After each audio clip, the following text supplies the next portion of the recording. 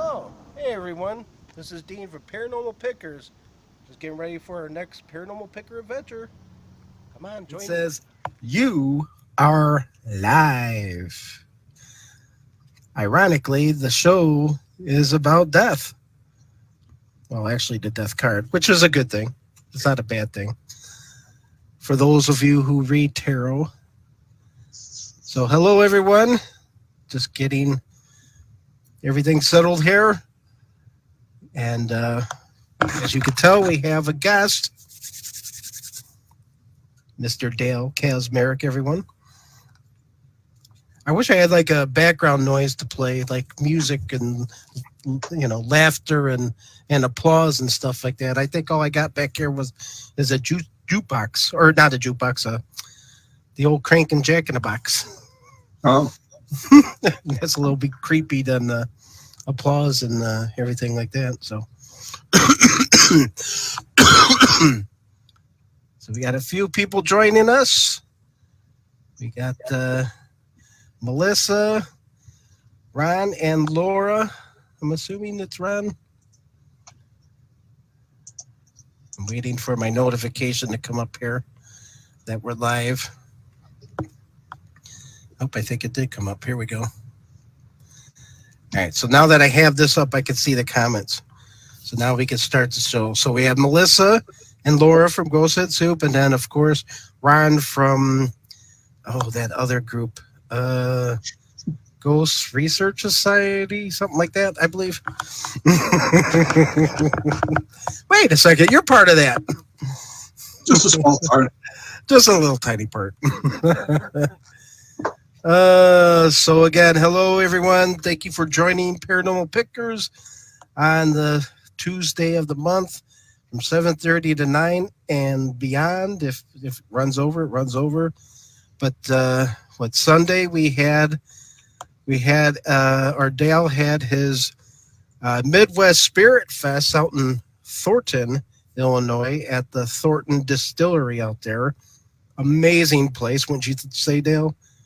Oh, absolutely. Yeah, it's a place that I've had my feet there a few times. We were doing investigations back when it was called Widow McCleary's. Mm-hmm. That was the previous incarnation. Then it kind of went, for lack of a better term, went dead for a while. And it was kind of like in a state of flux. So eventually it was taken over by Andy Howell, who was really put it together really nicely there. Did a lot of renovations and so forth, made it look really sharp. Did a little bit with the well too. Talk about that a little bit later, but actually Yeah. new entrance to the well, because that's not the original entrance. The original entrance is the back of the room, which is to where we used to go into when we did our investigations. Because Sharon Birkenfeld, who actually owned that place, or actually ran it, I don't know if she actually owned it, but she ran it, allowed us to come in there and do paranormal investigations of the well and the brewery itself, and also allowed our tours to come in, excursions into the unknown, which is kind of cool. So we went in there and she set up a really nice buffet for us, and of course, Oh, nice. it was real nice. And there was always food leftovers. She was always telling people that here's the doggy bag, take it with you. I just kind of be throwing it out. And then she allowed us to go into the well too. So that was kind of cool. It was a little bit different way to getting in. It's kind of a real steep step to go down. I had to figure out a way to get people down there without breaking their neck. But I mean, we didn't really get too much during our initial investigations there in the well or anything. So it was kind of quiet. But the brewery actually goes all the way back to 1857. Mm-hmm. Put together, or actually built by a guy named John Bielefeld, who actually came from Germany, and he built this land on a brewery on this land that he bought from a guy named Gurdon Holberd, one of Thornton's original settlers. When let's see, this was during, of course, a little bit later. Capone came into the picture, obviously, and this was in the 1920s and so, because Capone had his hands pretty much in everything. And he visited this site. He offered to become partners with, at that point, it was a guy named Sharon McCleary. And Sharon refused, which is something you don't do to Al Capone. Yeah. Within a few days, in 1922, a fire broke out at the brewery, and Sharon McCleary was seen again. And then he took over the brewery from Mary, and that's where the idea of the name Widow McCleary's later came. About 4 years later or so, the brewery was owned by another small-time gangster named Joe Solstice. Yep. Who was a saloon keeper, bootlegger, and he wisely joined forces with Al Capone at that time. I mean, wasn't going to suffer the same fate as McCleary did. And then, eventually just handed down from one to another. And in 1951, another Joe, believe it or not, Sadalkis, bought the brewery after coming from Lithuania in 1949. And that's the White Bear. Yes. The White Bear, yeah. White Bear, yeah. And from what I was reading, nobody cared for that beer. Yeah, it was kind of like, it wasn't that popular. I think it only lasted like 3 or 4 years there. Yeah, there were so many different names to the brewery, and they have some of the brewery logos actually in the brewery today that you can actually see of the transition from one to another. And this building is old, and it goes back. It's been run down. It's been fixed. It's been a brewery, obviously. It's been a pizza place. It's been an auto repair store. An auto repair shop. It's been other things too. A bottling plant, Canfield bottling plant, was in this building. Now let's picture Thornton for a second, because there was Thornton Creek that ran through there. It actually looks like a beautiful city still, but imagine back then with the creek, and you had all this, the nice limestone setting, and for you people out there, if you ever drive down the highway, what's that highway, 290 that goes 294 as you're going into Indiana, there's that one section of road where the quarry just opens up on each side, and you can see this giant quarry. Well, that's kind of right where Thornton is. You'll see, if you look on the other side of the quarry on your south side of the highway, you'll see Thornton basically. And when I first drove in there, there's a couple nice little cemeteries, and you go down this nice little road, and kind of opens up, and you see the other side of the quarry, and then you're like, wow, this is pretty majestic, and then you get into the town, and then you see a hair cutting place, and they got a picture of Capone on there, of course. And I'm sure he's had his hair cut there many times, or someone else's neck. But and then just right down, and right down the street is the brewery. Now there's also, and you seem to kind of want to turn in there, and it goes into like this little apartment building. That apartment building was part of the brewery at one point, right? Was that like one of the original structures there, or was that? Well, not the current building, but where the apartment complex is today was part of the original brewery. They did have, if you look at some of the old pictures that go back to the Bielfelds and so forth, they actually do have. If you look off to the right of the picture, which would be looking kind of like going east of that, you'll see the area where it was attached to the brewery, which is Today, obviously, part of a more modern day apartment complex. Yeah, and I have a few pictures that I can bring up. And then I'm also going to bring up, there's a blog page that had the historical research done of all the different breweries, so you can see the labels of the beer back in the day as we go through it. So we got time, but juniors, what's this? Oh, here we go. So this might be something I can share right away. Part of my pause.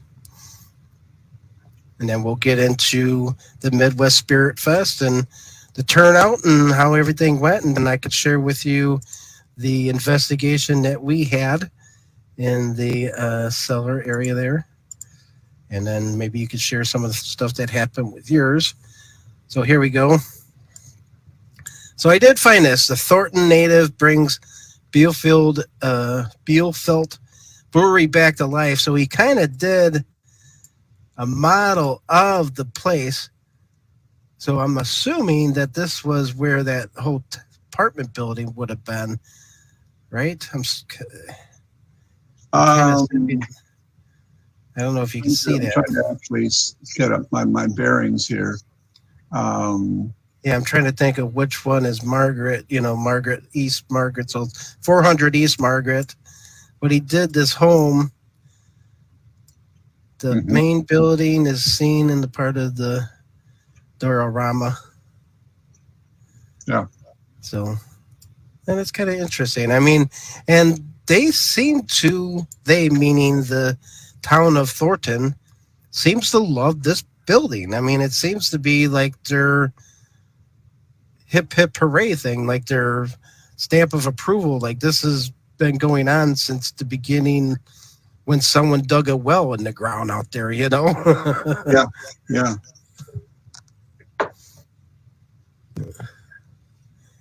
So I don't know if you were able to see any of that. Yeah, I can see that. I'm just trying to figure the orientation here. I think it's actually a little bit more off to the right than it is straight up. Yeah. If what I'm looking at is correct, because if you look at the image that we used for our banner for the Midwest Spirit Fest, you'll actually see that tall white building basically in the foreground. This one here? Yeah.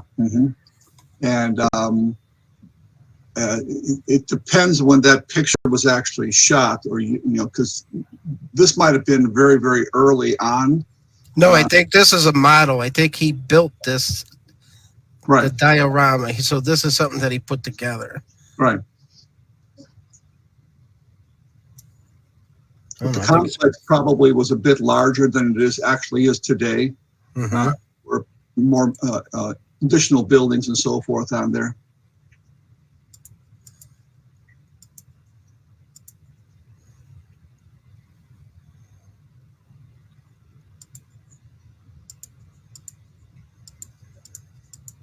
Yep, that's the basement. So, oh, here's one.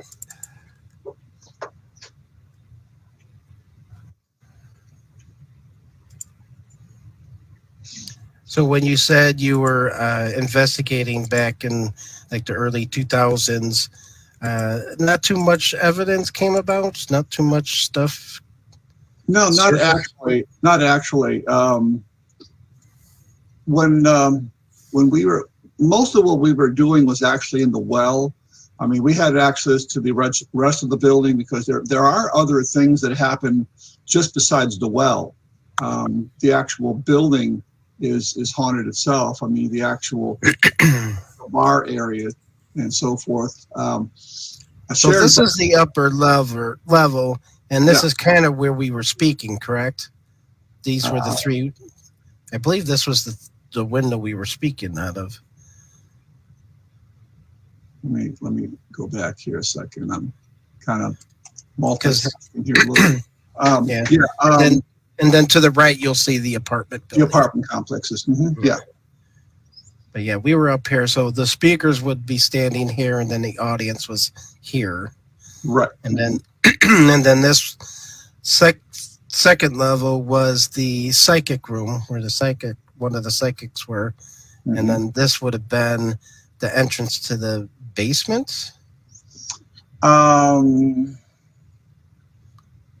No, there was a first level too. That to get the berries because it's got a mazy wake. See, that's an older picture actually. I think before they actually put the no, this one I took myself on Sunday. Oh, okay. Yeah. Okay. I'm just trying to get I assumed to the left is going to be where the beer garden and the main entrance would be to the establishment. Yeah, that would have been the main entrance to the bar.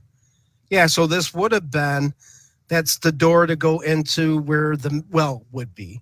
Yeah. That's exactly what it is. Okay. Perfect. So it's a beautiful place. I mean, inside and out, it's a beautiful location. Like I said, Thornton, you know, they keep the town looking nice, you know. Yeah. Yeah, that would have been just left. So if you walk through here, you're on the main level. There's a bar restaurant to the left. There's a bar right in front of you. And there's the other section where you actually go down into the well. And from what I was reading, the well actually went across the street to a house where the house was originally. That's where the original tunnel, I guess, is from what I was reading in one of those articles. Right. See that door that you're actually showing the very first picture actually is actually the old entrance to the well, which is no longer used. It's in other words, you would go into there and then you would go down actually, because that's actually, you're looking at sort of the main floor, which would have been like where the entrance to the well is today. And because they walled this shut, they sort of they tunneled in or something, and they knocked a hole into the well, and they made it an entrance directly in from the restaurant itself. Because before, when we were doing it, we had to, there was no entrance that went back or tunnel that went back into the restaurant. That brown door that you're seeing would come down and it would drop down, and there was a pretty significant drop to get down there, where I had to put like a little step ladder for people to get down. So he did change it a little bit when he was there. We were always. I'm sorry. He being John Bielfeld. No, Andy, the current owner. Gotcha. Okay. Yeah.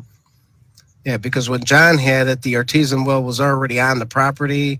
Yes. There was a log cabin, saloon, and brewery that opened in 1836. So in 1836, this has been a brewery, and it's been kind of like a brewery all the time, other than, you know, those pizza places. Well, you can still have beer at a pizza place, I guess. Oh yeah, sure. Mm-hmm. But the auto body place and the canning place too. So that intrigues the hell out of me. 1836. Here's a saloon brewery that's still standing today. That's impressive. Yeah. And I think it was the first of the breweries out in Chicago, for that matter, correct? Well, you got to remember, Chicago became Chicago in 1833, 34. Yeah. This is only like 3 years afterwards. So Thornton was pretty much the first city. Yeah, it was a real tiny village, I assume, back then. Nothing like it is today, but kind of on the outskirts of the city. Far outskirts of the city. Right. And then you had the limestone quarry workers probably frequent this place every single night they worked. Yeah. You know, this place was, it just, you know, the more I learn about it, the more, interesting it becomes.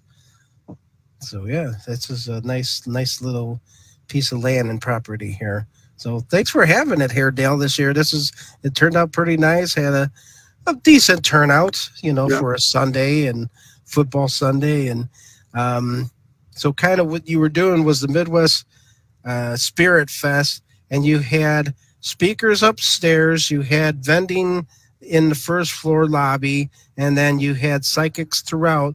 But then you also had a tour where you could take a group of people that just come in and they paid for the tour and would go down there and do a 30-minute investigation in the well, correct? Right. Mm-hmm. All right. So how many investigations did you do throughout the night, throughout the day? I think there were 6, or was it 7? I think 6 or 7 different investigations throughout the evening. When we first started, it just kind of like ballooned. The very first investigation we did down there was for one person. And then, and then ended up being, I think, 2, and then we ended up at 4. And I think the most we had in there at one time, plus the speaker, was 9. We had 8 people come there. Yeah, that was me. I was in the group at 9. So, and then Dan came in too. 5 people, and we had 3 more come down the stairs. So that was probably the biggest turnout we had. And we could have done some more towards the very end, but we were trying to, wrap things up at that point, and it was getting kind of late, so we wanted to wrap things up. But wow. I think we had, quite a few people go through there. I want to say probably quite a few, maybe about 15, 15, 20 people, something like that total. That That's pretty good. Yeah.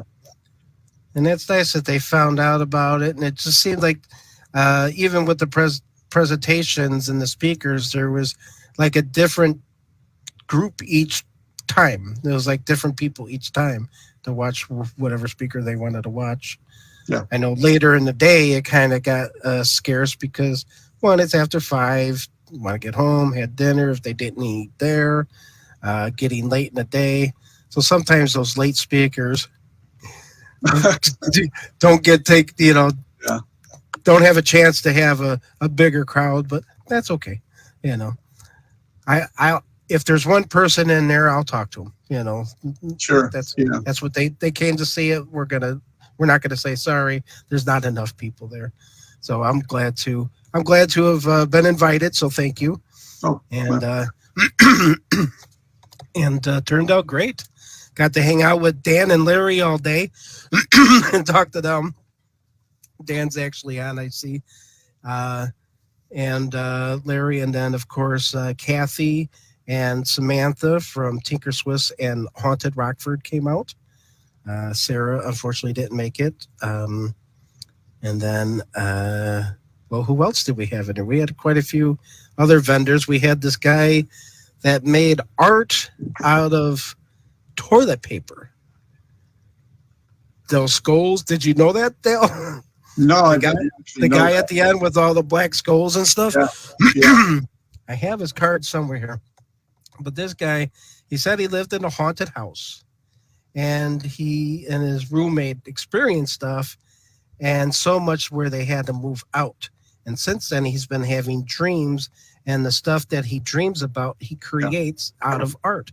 And he said he's never known to be an artist before. He just starts making the stuff.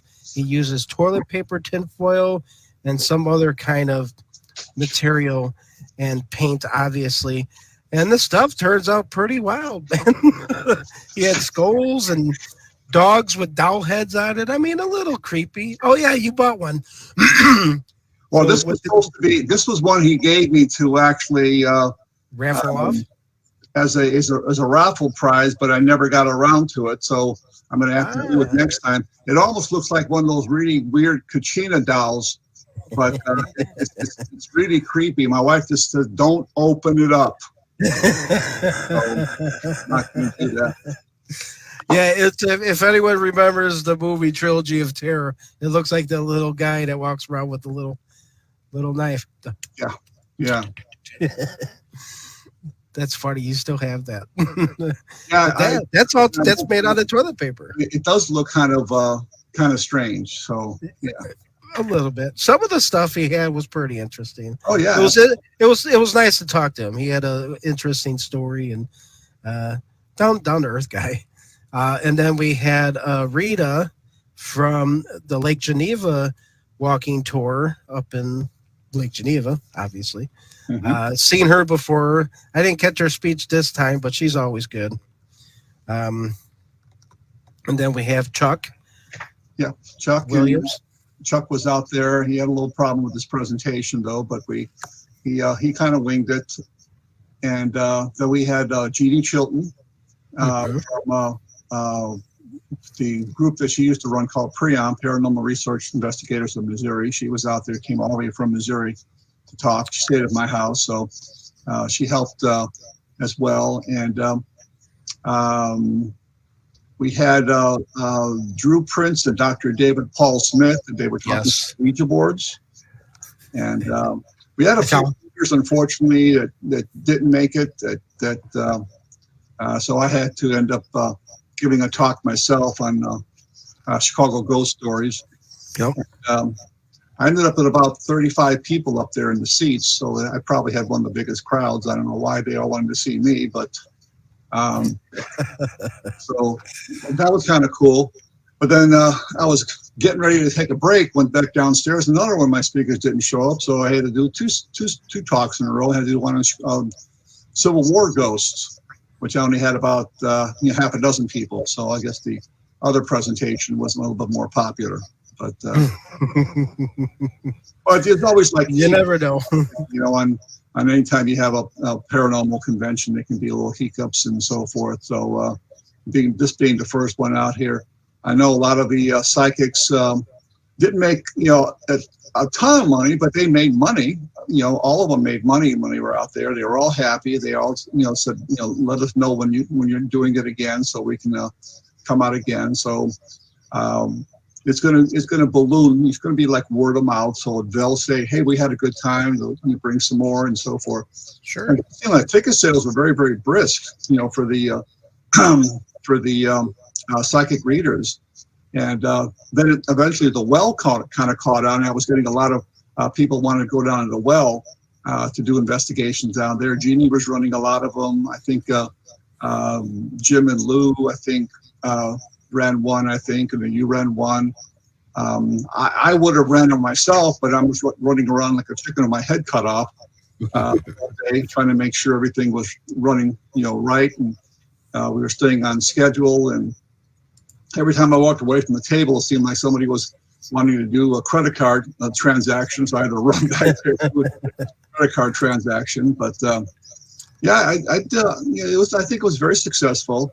Andy was very happy, the owner, because I went down there and he goes, "I can't believe how many people are buying food and drinks," and he's got a big smile on his face, and he was smiling the whole day. And he goes, and before I left, he goes, "Let's talk about when we can do this again." So obviously he's very happy. So my biggest thing, obviously anytime you do a paranormal convention, sure, you want to make some money, but that's not always my number one thing. Money, for my time and effort and so forth, and, cover some of my expenses and so forth is always good. But I always wanted to make sure that the people that were, the vendors who had tables there, the psychics that were coming in, that they felt warm at home and they made some money, because that's what will attract them the very next years, whether or not they made some money, it was worth it for them.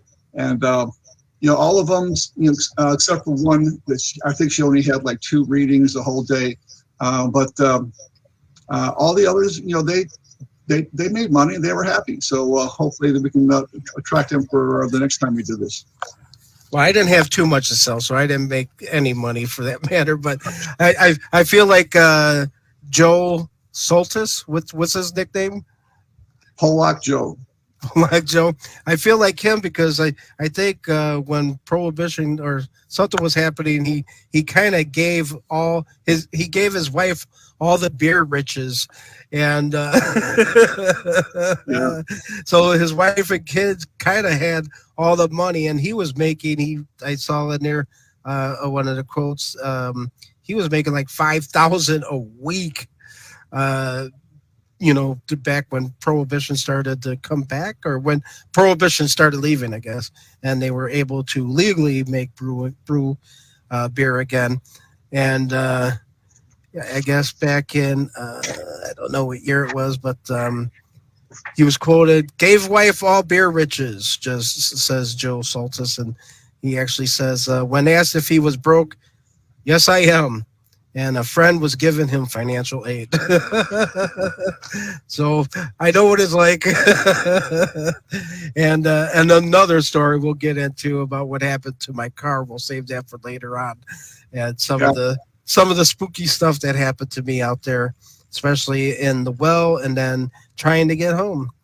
And yeah, I was kind of leaving early, and I was thinking, because I was supposed to pick up. I asked Ron if he wanted to go, and he says no, he's got to be up at 1:00. And I'm like, all right, well, that's all right. And so I'm like, by the time I was leaving, I'm like, well, if I left now, he could have made it home at a decent time. And then something happened with my car. We'll talk about that later, which held me back about an hour. So back to the haunted claims of this widow McCleary's bar, what it was called. I believe it was a bartender / owner, Sharon. Some of the claims were strange noises, mysterious fog forms in the former brewery basement, as you suggested the other side. Ghosts of the victims of Al Capone could be out there. Legend has it that Chicago Ganster buried a few of the enemies in the walls. True or legend, could be, you never know. When we were in the well, you got dripped on by water, and I said skeleton pee, and all the girls laughed. It was funny. They heard bar stools dragging upstairs when they were in the building, chairs moving about, so a bunch of chairs moving around. And then there was, I guess, photos, I don't know if you've seen these, of a white fog in the basement. That was one of the things. I know there were a lot of supposedly orb photographs taken, but you know how I feel about orbs. Yeah, especially in the well with water. Yeah. But a white fog is what they were called out in the newspaper. Actually, got a couple clips out there because Richard Crow, he was running tours out there too. He was doing some historical or ghost story tours out there. Yeah. Well, he was doing them before me, and then I'm always looking for new places to go, especially where people can go in and imbibe some spirits themselves, and at the same time get a bite to eat and maybe do some exploring around a haunted location. And Sharon just opened her arms and said, yeah. I mean, just because Richard Crow's coming in, I mean, the more the merrier. I'll bring them out there. So we did that for a couple of years in a row until, unfortunately, she decided to get her own bar somewhere also in Thornton, by the way, I believe. Oh, really? But it's a very small bar, and she said there's no way I'd be able to fit everybody in there, and it's not haunted anyway, according to what she said. So, but wasn't it her? I think she said that she felt tapping on her knees. And something else too that she had said, taps on the knees 3 times that it happened. So she's been tapped on the knees 3 times. Right. Well, she also said that one of the first days she was there, it was in the summertime, about 10 o'clock in the morning, and she was trying to decide whether or not she wanted to sign the lease. So she got the key. She came in alone. She was sitting here, and all of a sudden she looked at the bar and she thought, what a mess. If I wish I could just clean up a little bit. She went behind the bar. She felt like somebody came up in the door, and it felt like she wasn't alone anymore. And she had such an intense feeling that she went outside, sat on the porch, and waited for a partner to get in. And that's happened 2 times that she said. There's also been an instance of strange, icy cold blast of cold air that she's felt as they sat in the bar. There was one time that she told me that at one time they used to have like little closed circuit TVs, around the bar and around the area and so forth. And she was back in the room getting ready to, put the register in, or the drawer of the register, and hadn't been opened the place yet. And she looked on the monitor, and there's a guy sitting behind the bar. She goes, that's strange. We're not even open yet. So she literally just kind of walked around the corner. It was just that close to the bar, and there's nobody there anymore. I mean, it just whatever it was simply disappeared. Now, and didn't leave a tip. and did not leave a tip. There was also an instance where her husband, I think it was her husband, Mo. I don't know if it was her husband or boyfriend, but he was a biker. And you know that biker guys usually aren't scared on too many things. And apparently him and his son actually saw a dark shadow figure near the pool table. And the pool table's down over there in the main section of the bar. Right. And as they both walked toward it. And all of a sudden this thing, whatever it was, just disappeared, just kind of went away. There's been dark shadow figures, occasionally seen near the original entrance to the well, and then people feel like they're being watched, and cool spots around the well area. I mean, the well area obviously is a little cooler than the rest of the building because you go down there. But I mean, there's been a lot of things happening, just not inside the well, but in the building itself. And maybe some of this perhaps is, that article that I was able to pick up from the Thornton Historical Society that actually talks about that supposedly body found in the wall when they were doing some renovation. Now, some people claim that, well, I think even Andy claimed that that's not true. I said, well, it's in a newspaper article. I don't know, was it historically accurate, or was it more fluff for Halloween? I don't know. But I mean, typically, anytime you get into an area where you have gangsters and booze and, kind of power struggles, you always have that opportunity where someone's going to get killed or snuffed out, buried in the wall, buried in the floor, dumped in the river, something like that. And you're going to have that kind of activity. Yeah. And newspapers report the news. They don't report the truth. Yeah. So I have, so if I say something today, it could be in the newspaper tomorrow because I said it. And I have so many examples of that. So it's really hard to know, researching newspapers, what we're seeing is actually the truth. Because you can have a newspaper clipping here and another newspaper clipping in another city says the completely different thing. Yeah. And of course, they're copying it from whatever they called it back in the day, where on the line, they get it off the news line and then they put it in another newspaper. What was that? There's a term for that. I forget. But yeah, newspapers, you can't really trust them too much. Yeah. Diaries you could trust, actual pictures of somebody in the wall. Actual pictures, yeah. But they say, well, back to your point with Sean McCleary, is that all of a sudden he wasn't going to be pushed around by Al Capone, and then there's a fire and no one sees Sean again. Yeah. Well, maybe that body was Sean. I mean, who knows? Could have been Sean. Never know. And I know Dan, when he went down there with the dowsing rods, we kind of seen that it was Sean. Some of the obelisk stuff kind of didn't go too much with it, but it was funny because it was the obelisk, your obelisk 5, I believe, right, was answering. And then when Dan came down and used the dowsing rod, the obelisk wasn't talking. When he wasn't using the dowsing rods, the obelisk was talking. Yeah. So whoever was there was either trying to communicate using the energy on one or the other, not both, which I found quite interesting. Right. So I appreciate you letting me go down there for one of the ones, and absolutely. I had the one with the 9 girls in it, so I wasn't complaining too much. But it was. But let me tell your listening audience, one little tidbit about your little EVP session. Just about getting ready to go upstairs. What did Dean ask? He goes, "Can we have the lights out down there?" When you got 8 girls down there and you want the lights out. He said, "I'm a ghost hunter." A professional one, Dale. Come on. Yeah. But it was quite interesting. And there was a moment there that when Dan was doing the rods and there was like some energy coming through, and I don't know what ability I have. I don't know what to call it or anything, but I was sensing something. And I was scanning the room.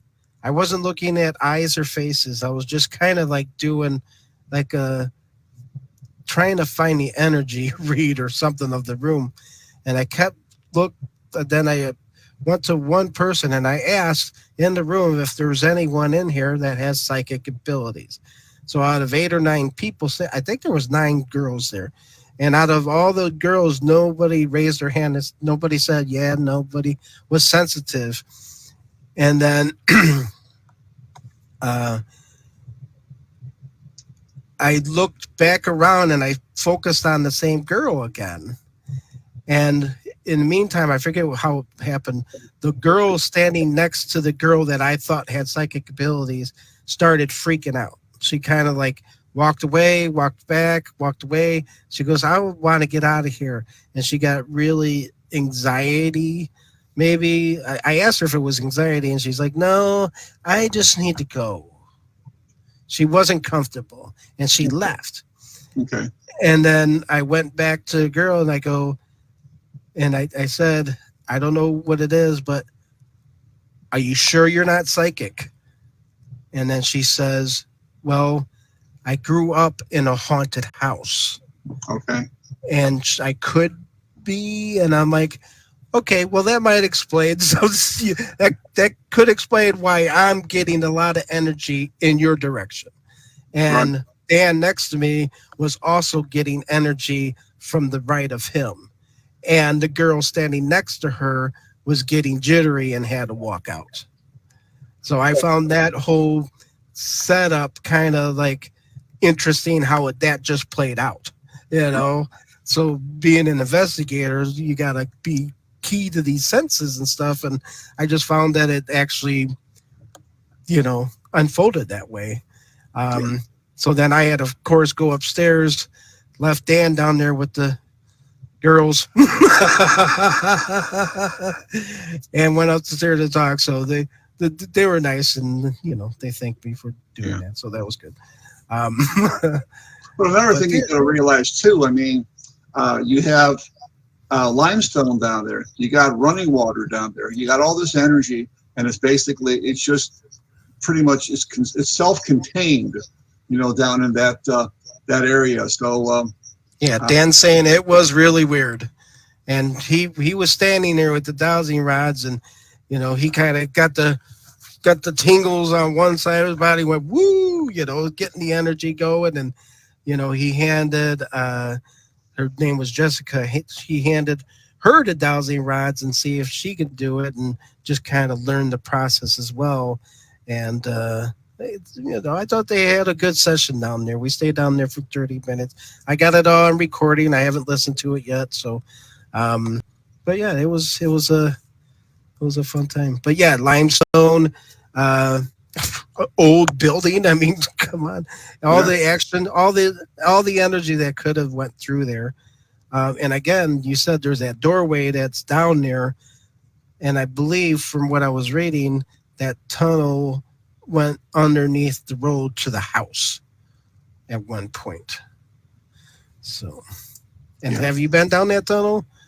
No, I mean, it may have been sealed shut years ago, or maybe it collapsed. I don't know. But when we were down there, like I mentioned, you know, as you're in the front of the room when you were doing your session, if you look straight back, you can see the outline of that door, and that's the door going to the outside, or at least one of the. I wish I probably should have sent you the original photographs of what the used to look like when we went down there, because I could have made a comparison. But what we had to do is that as you look kind of like where the front of the building is, and off to the left, there was like a curvature of another building that kind of came out, and there was a doorway, and it had a big bolt and lock on there and everything. We always had to unlock it and go down there. And then you walk through a little area that kind of like, it was like a storage room. It had a bunch of like tables and chairs and so forth. And all of a sudden you made a little bend, and there's this little opening. And then there's at least a 3-foot drop, pretty much a 2.5, 3 foot drop to the main floor of the well. And then you have to walk there and then go down a little bit, and there you are. So it's a little bit different than today, where you just go shoot straight down there. They did kind of like, you know, changed a little bit, so it's a little bit easier to get down than it was when I was doing investigations there. Yeah, and Dan says it was the perfect setup for what we experienced for sure. Yeah. There you go. I think I could present, I think I have a little video here. Let's see. Kind of get people an idea. Is that the one? Yeah. I had to take up. Oh, that's you knocking in there. Now I can't say that. Well, that's the Very way. warm and humid right here. Okay.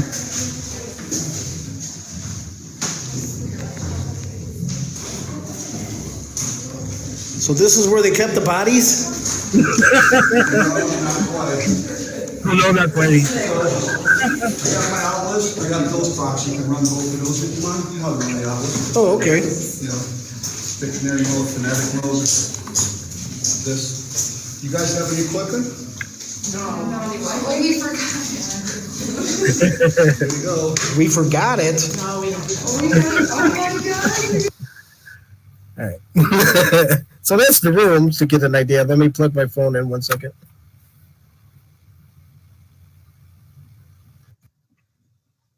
Okay, can you hear me?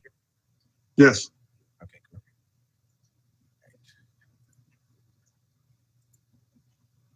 And Ron's kind of joking over here. He says, "Sorry, now I wish I had gone, but I needed to sleep."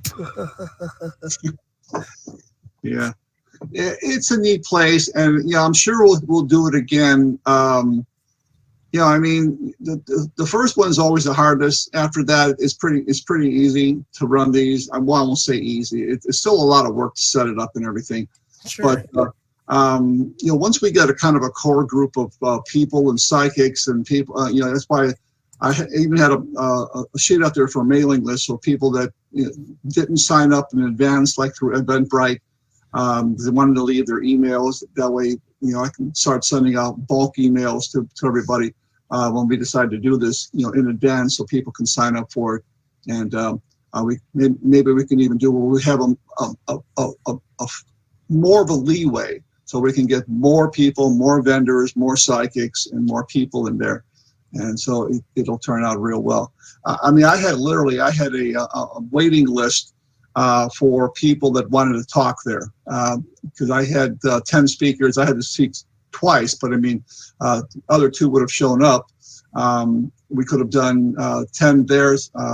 I had other people that just were kind of waiting in the wings, so to speak. They really wanted to talk, and I said, I just don't have any more speaker slots. So I'm sure I can get. Too bad they weren't there to be backups for the two people that were missing. That would have been nice. Yeah. Yeah. Well, maybe next time.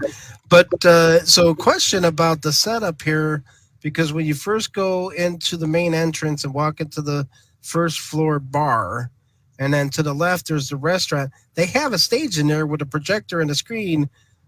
Did they rule that area out for you? Because that would have been more ideal. Because you could have had the vending and pretty much an audience in that. Well, I think what he wanted to do initially is what he told me. That's where I thought we were going to be initially. Okay. But then he said, well, I'd like to also keep the bar and the restaurant open for the public, so they can come in through the normal entrance and be right down there.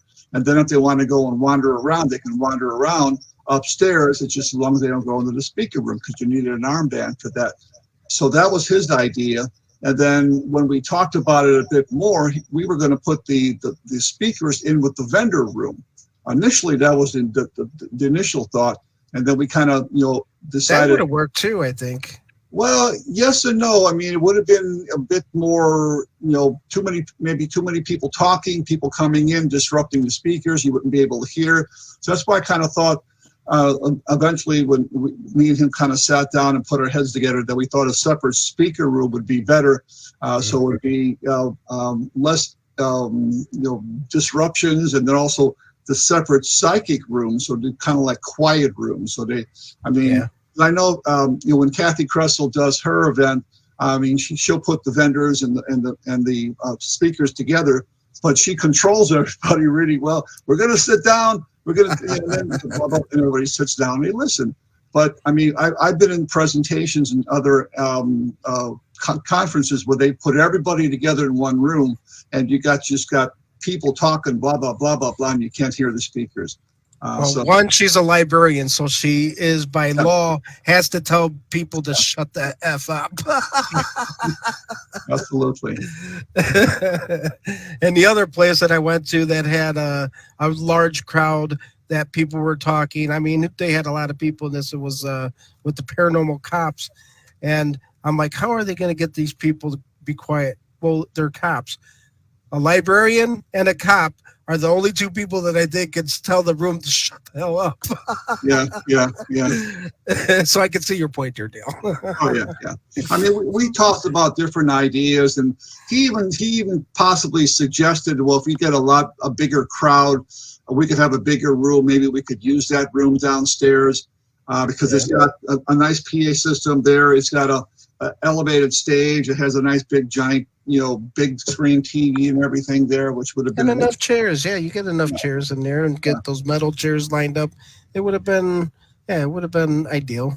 Yeah, but the only thing is that it might have interfered with his ability to sell food there.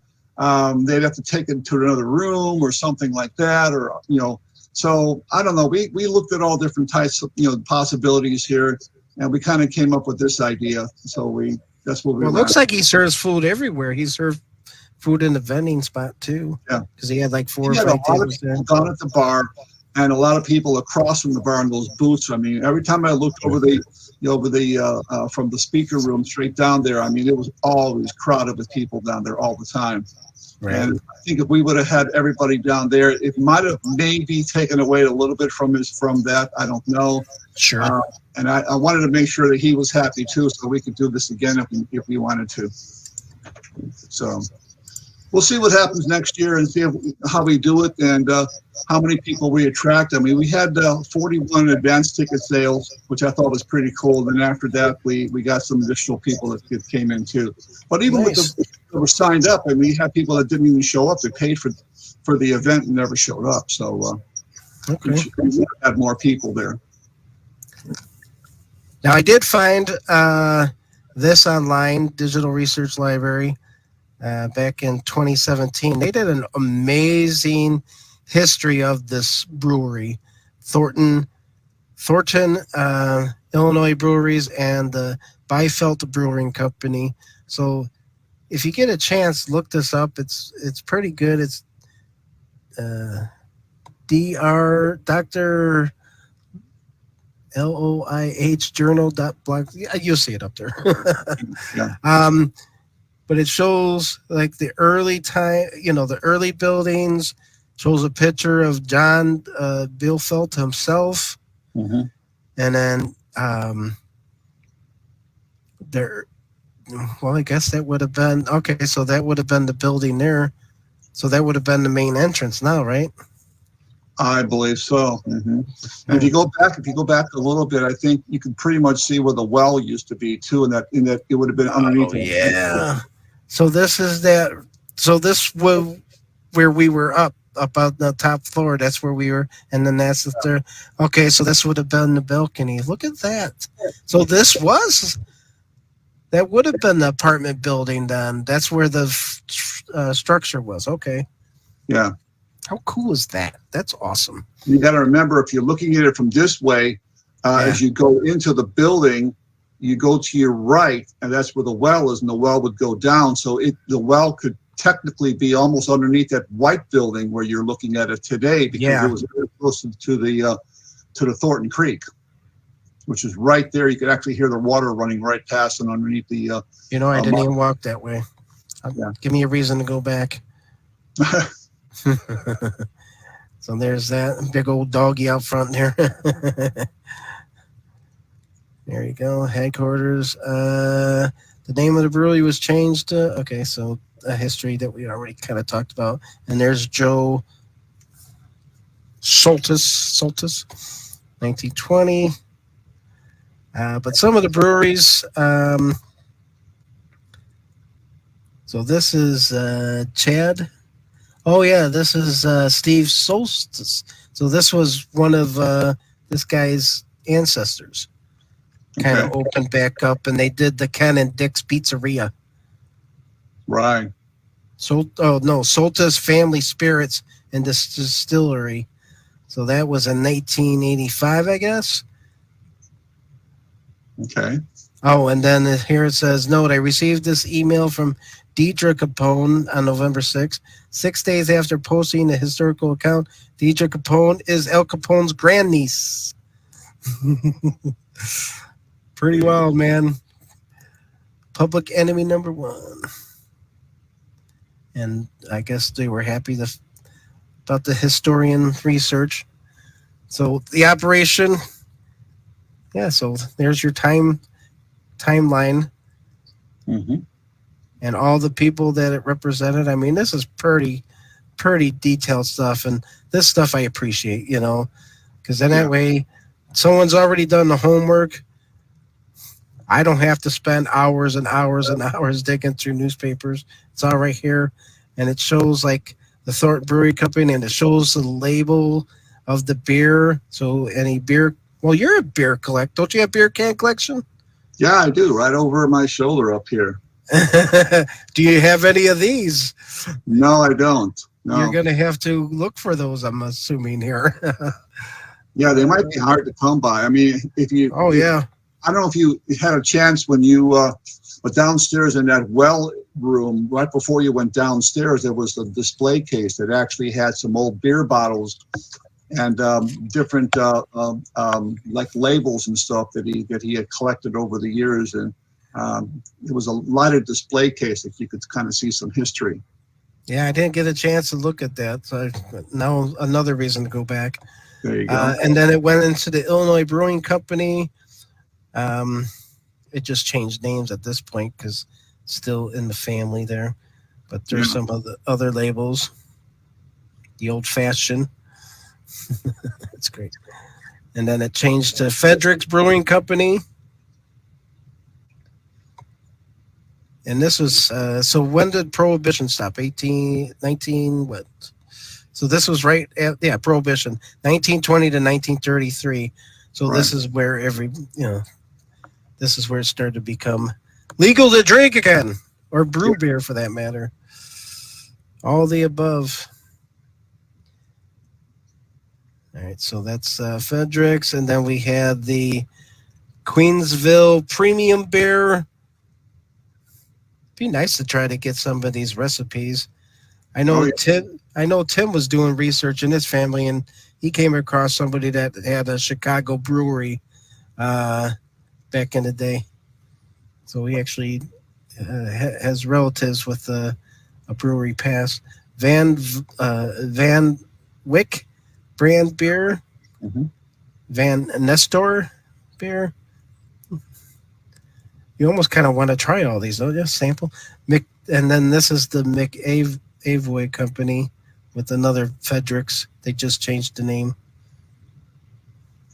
because it's the same Van Nestor beer. Yeah. Then here's your white beer. White bear. White beer. Easy for me to say. White beer. White beer. Yeah. Pilsner. This one intrigues me, actually. I'm sure somebody's got some of those bottles, or should they be in cans back then? They're probably in bottles. So you'll probably find some bottles. Exactly. So that was a cool little find there that they talked about the brewery and the different dates. Because illegal beer, 1920 to 1930. Carl Ebner. He was the guy in charge when the feds smashed the kegs there, I believe. Carl Ebner. He was in charge at the Thornton Brewery Company. So in your past paranormal research and living in the area of Chicago, suburbs for as long as you have, what kind of, have you ran into any gangster ghosts in your Well, there's been reports of gangsters' ghosts. I mean, one of the most, often told ghost stories is something to do with Al Capone, because he seems like he's all over the place. I mean, if you remember the old Lexington Hotel in downtown Chicago, where he had his headquarters, his second headquarters, his first being the old Metropole Hotel, about 2300 South Michigan, and then of course the Lexington, it's Michigan and Cermak, where he had these underground tunnels, these secret passageways, and supposedly he was being haunted by, James Clark, one of the men killed by the St. Valentine's Day Massacre, which happened to be a brother-in-law of Bugs Moran. And of course, later on in life, when he was sent away to Eastern State Penitentiary, and he had that suite, that two. Yeah, the cell suite. People would hear him, the guards would hear him in the middle of the night saying, Jimmy, get out of here, leave me alone. And there's nobody in his cell but him. He was sure he's being haunted by something. And, you got Dillinger's ghost at the Biograph Theater. You got reports of activity at the St. Valentine's Day Massacre site.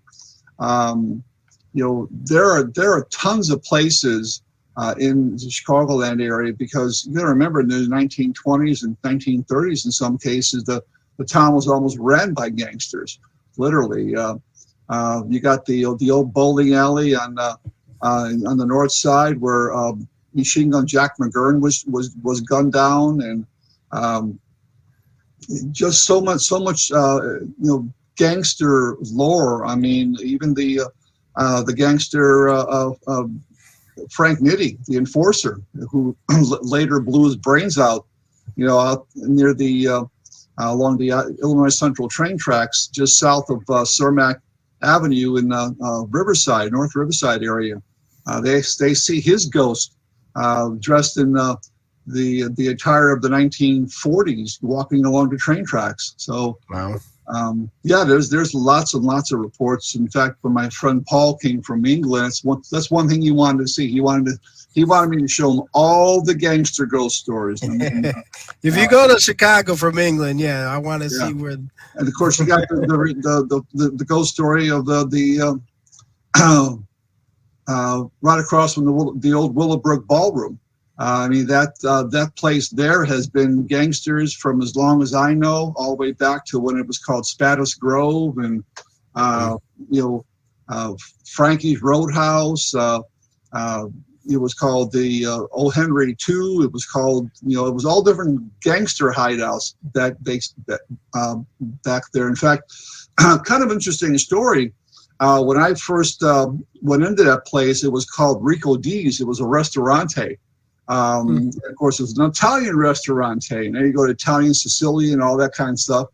And Don Kress, who really thought that place was haunted, he brings me down into the basement, and he says, "Now I want you to look at this floor. This floor is like, like this. It's all wavy." And he goes, "I'm sure somebody's been, bludgeoned to death down here, maybe buried in the floor." He took me around to this one corner of the building, and he says, "See this stuff all over the floor?" He says, "I don't know what it is." So he said, "Touch it." And I touch it. I go, "Ooh," it felt like cremated remains that were down there. I mean, literally, I got pictures of that stuff. I wish I would have taken a small sample, and maybe I could have had. But I mean, there's secret passages in there. There's underground tunnels. Supposedly, they were used to hide booze and liquor during Prohibition. There are gunshots holes indoors, or used to be. They replaced them, but there was I have a picture of looks like a 22 or maybe a 32 bullet hole in the door, which they say, again, we don't know for sure, that Al Capone got kind of pissed off at Machine Gun Jack McGurn for something, and he kind of plinked off a couple of shots in his direction, not meaning to shoot him, just to say, "Hey, I'm the boss here," And the bullet holes were there until the very end. The woman's washroom, if you go down below the basement, you'll actually see a staircase that kind of goes up to where the toilet is today. And it was just a way for them to get from one room to another and pull a secret panel, and then they could hide. I mean, it was just absolutely crazy. And that's just the whole city of Chicago is like that. All these different weird gangster hideouts and connections, and a lot of them are there may be some paranormal going on there still to this day. Now, one of the things they said about this Thornton distillery, or back in the day, the brewery, when it was controlled by Capone, so to speak, it says that a black sedan would pick up the beer for Capone's speakeasy. I wonder if there's a ghost black sedan out there. So, is there a story about a black sedan? Not in gangster lore, but what about is there any Chicago lore about a phantom car? Yes, several. Bachelor's Grove Cemetery has been the receiver of phantom cars and phantom pickup trucks. The location where Barbara and Patricia Grimes, the Grimes sisters, they still say to this day a phantom car, or like a limousine, not a limousine, but more like a sedan, pulls up, opens the doors, and throws two nude bodies, closes the doors, peels away, and disappears. It's like a residual, like a reenactment of how the bodies were dumped, more than 50-something years ago. So, people will ask me, well, I mean, how can a car be a ghost? It's an inanimate object. Well, it's not a ghost. What you're seeing is you're looking backwards in time. You're looking at something that happened, a residual event that was so violent, so, so crazy that it may have embedded some of its, feelings and placed memories in the fabric of time and space. And for some reason, these things just simply reappear sometimes to passersby, and they think they're seeing a real crime taking place. They call police come up here, and they don't find anything. So, yeah, there's a lot of things of phantom cars and pickup trucks and all kind of things throughout Chicago. There's another one up in I don't know how far it is away from you, but in Buffalo Grove, near a cemetery up there in Buffalo Grove, St. Mary's Cemetery up there in Buffalo Grove, where on one side of the road, one side of the cemetery, people see a black car pull up along the side of the cemetery fence and then disappear. White Cemetery along Cuba Road in Barrington, people have seen a black sedan pull up, and some people even been chased by a phantom car. They think that there's somebody. They see car headlights in the window, and they're blinding them, and all of a sudden they don't pull up. They just wink out, and they look. The car's gone. I remember Laura and I were driving down by White Cemetery, and she goes, "The gate's open," because they never have it open. So of course we hightail it behind and go back in there. So that was like our first time in there. But I know I've been down Cuba Road, and it is kind of hilly, and I see cars, and there's always a car there, always behind you, and it kind of goes up and down the hill, and then you turn around and you try to look for it, and it does disappear. Oh yeah, absolutely. Because of the hill, or they turn into a driveway. I don't know. It gives that illusion, and it's just kind of like, wow. It's just like, how did that happen? Yeah, yeah. So, yeah, we could maybe that's your next presentation is phantom cars. Phantom cars. Something else you could do here. But I can share this other thing, and this is the actual history from their web page. So let me see if I can do this here. And if you go to Thornton Distillery, you'll see all this stuff. So it's not like anything new, but right. But it's the Artesian Well, 1833. So it gives a nice little timeline of 1833. John Kinsey, partner with Gurdon Hubbard, and then just goes on. Don Carlos Berry, and I tried to look up his name, and I found him. I guess there's another name out there in California, like recent name. And he had Barry's Beer. So I didn't find any of that other than, in that other page we were looking at. Yeah. And then this is building the brewery. So there's some earlier photographs, which is awesome. That's a good picture too. And I I just like the area. It felt good.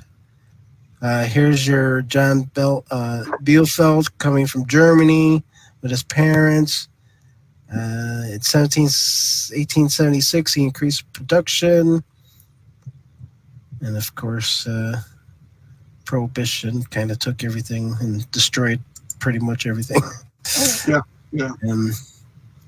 So there's the building. There's that building. Yeah. So this is where the apartments would have been. So okay, so that gives me an idea. You can see the creek right going underneath the bridge there. That's cool. Right there. So yeah, so it's a nice website. They put it together. Oh, here's an older. Yeah, so this would be where the main entrance is now, where that window is. I don't know if you can see my cursor or not. Yeah. Right there. Home of the famous good old-fashioned lager beer. Mm-hmm. If you call all phones Thornton 2525, you'll get them.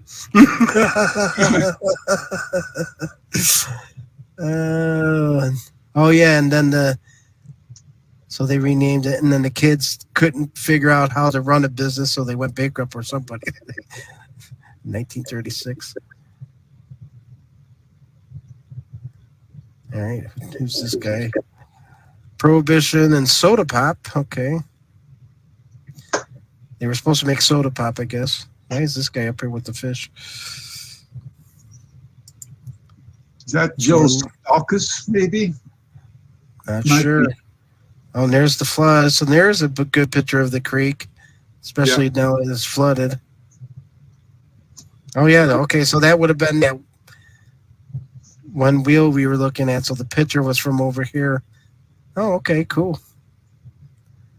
Oh, and then there's a 1904 tornado.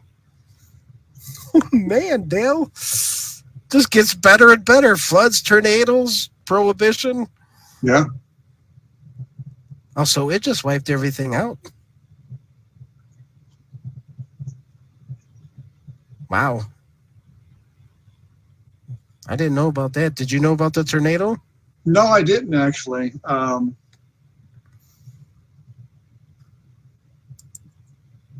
Oh, there's more pictures. Look at that. Yeah. Huh. First delivery truck.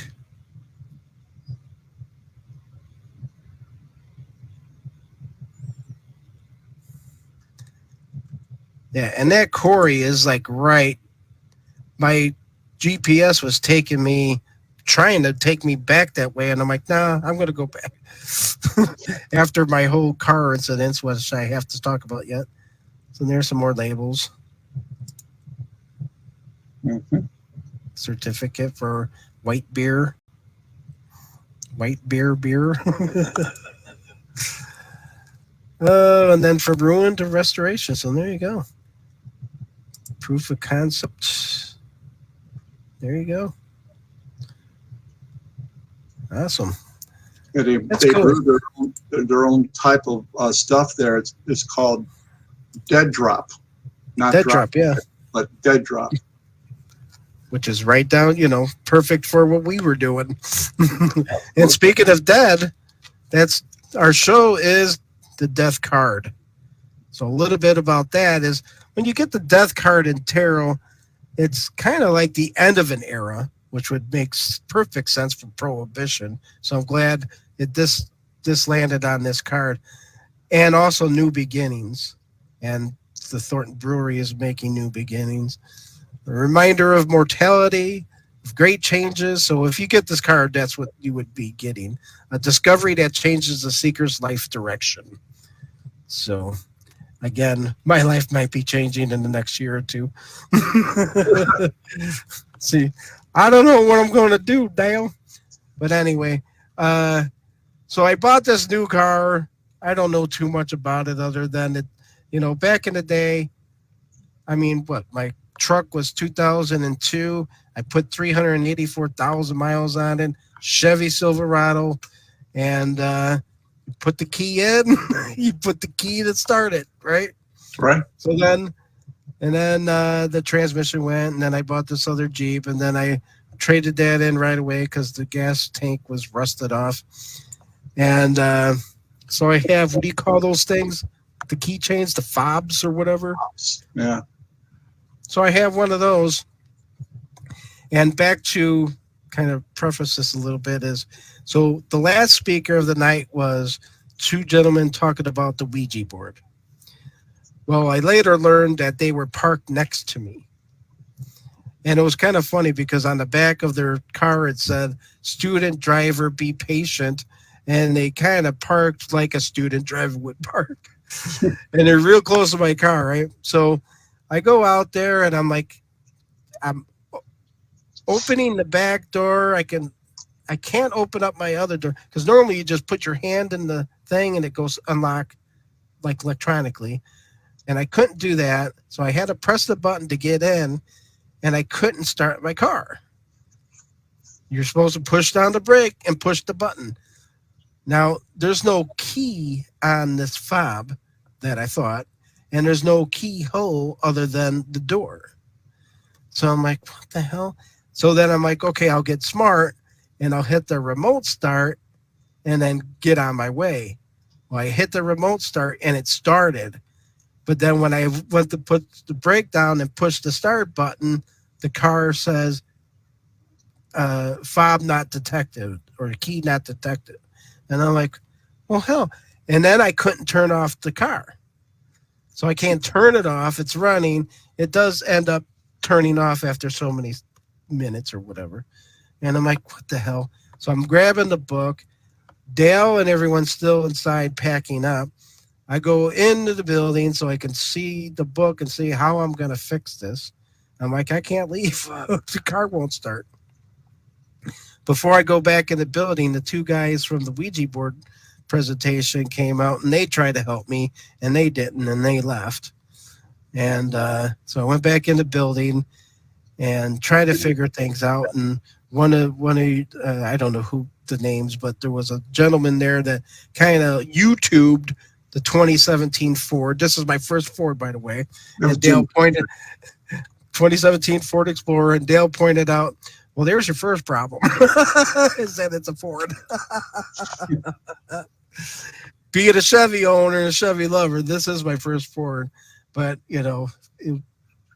anyway. So we ended up watching this YouTube video, and it says you're supposed to pop open the thing, and there's a key in the fob, which I found, and that is supposed to get you in the door. But I already got in the door. And then it says in the glove or in the console, you're supposed to just put your key down there and it's supposed to start. So I'm like, what? So I don't know. So we went back out there and I'm still trying to press the button or something, and I couldn't get the key back in there because it said you got to get the key back in there. And then so I put my key, just put my hand with the key in the console, in the middle console. And then I just go, well, let me try it. And then I push the button and it starts right up. And I'm like, are you kidding me? I don't even know if that made it work or not.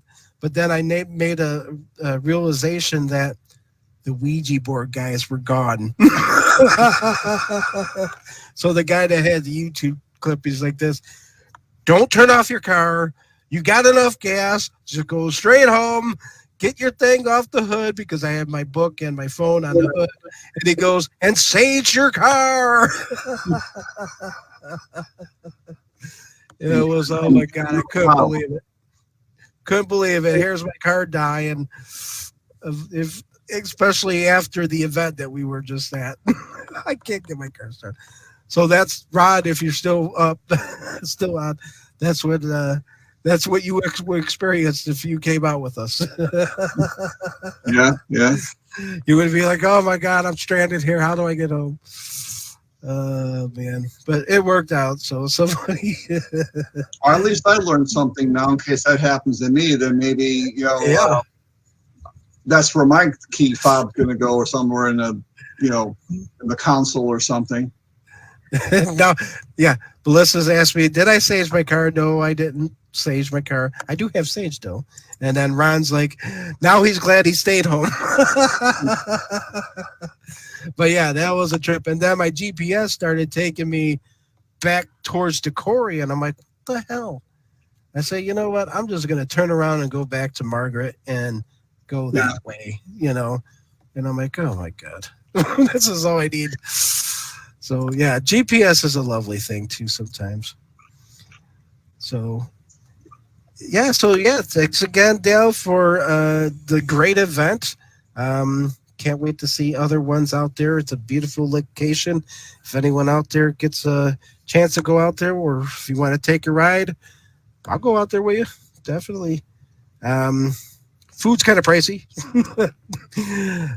But that's a brewery, distillery, pub food. So everything's going up right now.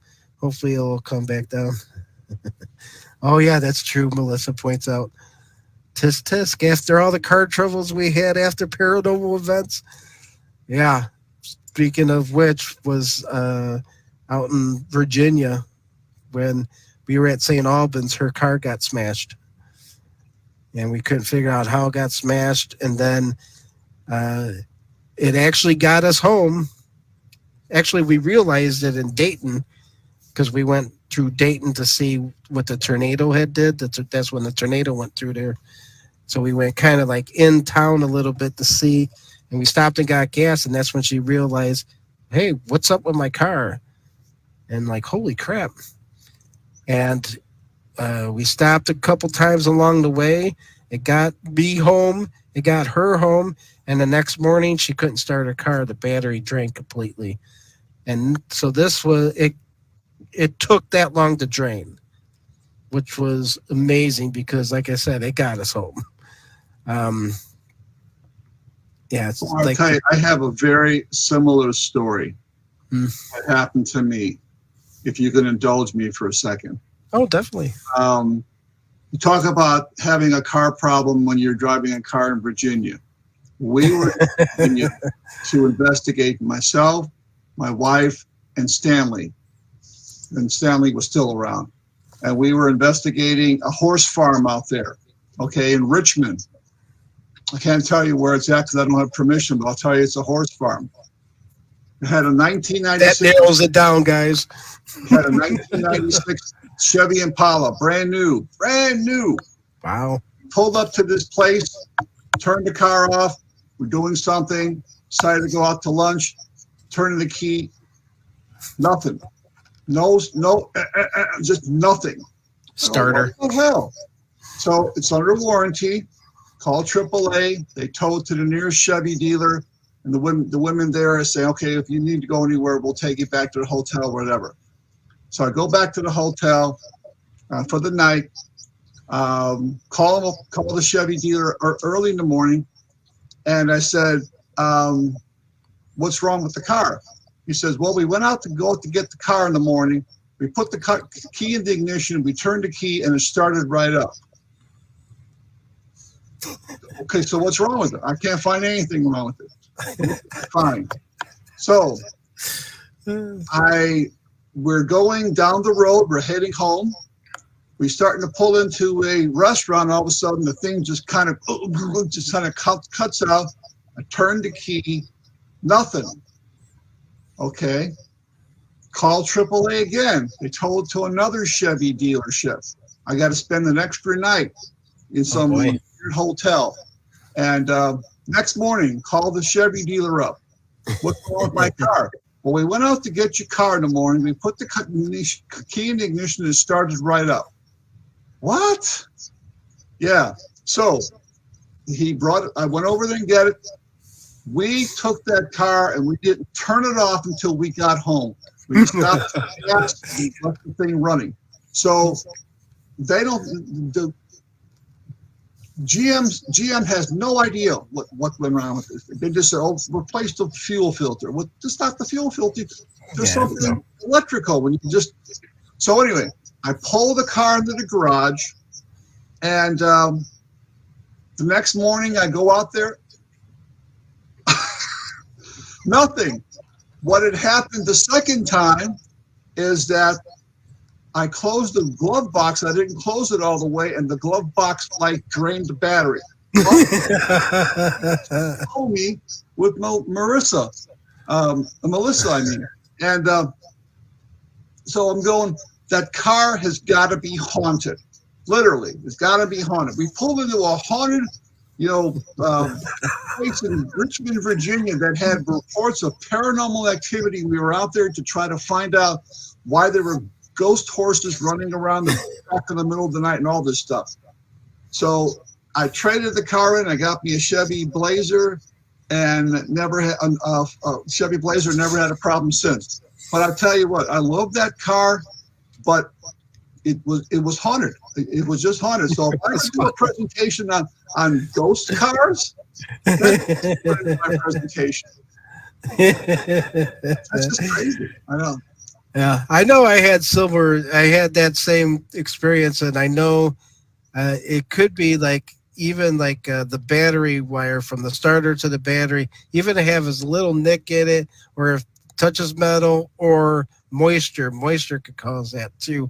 And then the starter could have been bad, and you had to go down there and hit that solenoid to get it cranked over. Yeah. But it's funny how at the mechanics they couldn't find anything wrong with it. That's I mean, they hooked everything up to the machine. They run the diagnostics. Nothing's coming out as far as the diagnostic is anything wrong with it. Oh, just replace the fuel filter or the whatever they replaced. And they called GM in Detroit, and the GM said, "That's what you need to do." Ron says, "What about the GPS in Gettysburg? GPS is always a hit miss." Yeah. Well, especially in Gettysburg. Everything in Gettysburg. Melissa, then my car door locks malfunctioning. The day we went to Forest Home Cemetery. There you go. I only had problems that day and haven't had any problems since that day. So I said it's a haunted car, a haunted location. Spirits weren't too happy or something. So Melissa's car is haunted. Did you sage your car? I think she did. I know she did. Actually, I'm pretty sure she did. Me, I don't. I got sage back here somewhere. I can go out there and run out there, I guess. I need to sage everything.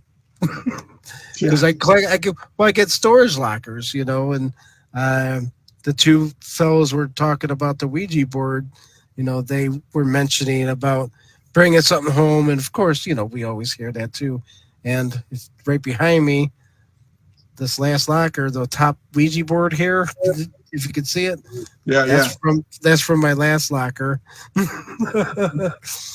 And I mentioned it many times about the locker that had all the evil books in it, and I got the letter here too. And I told him about the letter, and I was telling the gentleman about the guy that does the podcast, not the doctor, but the other guy. And I was telling him about all the books I got, what I found in his locker, and he goes, "Are you sure you weren't in my locker?" Because I mentioned I was Aleister Crowley's books, and he was right up that alley with the whole occult stuff. Oh, so, yeah. Let's see, Melissa. My car is in the shop. Maybe I better sage when I get back. Oh, your car is in the shop now. I remember she was leaving. Melissa, next time we need to bring our compasses when we travel. Oh, yeah. Didn't you have a compass experience out in Georgia there, Laura, with Melissa in the trenches? But I had a problem with the GPS one time too. When we were going to Red Bowling Springs, Tennessee to do the Thomas House, and we came to an intersection. It was a bad traffic accident. Well, I don't know how bad it was, but they blocked both lanes off. So I said, okay, we got to reroute. So it says go this way, and we ended up. It ended up taking us into the edge of a farmer's cornfield, if you can believe that. Literally, we were skirting the edge of a farmer's cornfield. It was trying to get us to this blacktop road on the other side of this little creek, and I didn't know how deep the creek was. I said, if we get stuck out here, even AAA is not going to be able to find me out here. So same thing in Ohio with us, with Louisa Fox. Yeah. So They're we evil. started GPS turning is evil. Back out again. I said, well, Farmer Brown's going to come out there and be pissed off that we're in his cornfield and he's going to shoot us, and we're never going to. No one's ever going to find the bodies, you know. So let's get out of here. And as soon as we turn around and go back, of course, the GPS says turn around when possible. Okay, thank you. Yeah, finally. Yeah, going past, but we couldn't get to that road. You know, that's where it was trying to take us. See, I try to let GPS be the second voice and my head be the first voice. We get lost in the direction that way. But well, back to the death card here real quick here before we end the show. So death card means new beginnings. So what's going on with Ghost Research Society and the future? What do you got going on out there in GRS land? Well, not so much right now for the rest of the season. I mean, I do have a presentation coming up on, let's see, when is that? October 28th at the Orland Park Library at 7 p.m. I'll be talking about the haunted Midwest. That's something I got coming up fairly quickly. Besides that, I may be doing a couple of private investigations now because as weather gets a little colder, we kind of like hibernate indoors now. Even though this weekend's going to be like in the 70s again, they say. But I do have always Indian summer. Yeah, the Indian summer. So yeah, I do have a couple of private investigations I've been kind of putting off because I've just been kind of busy.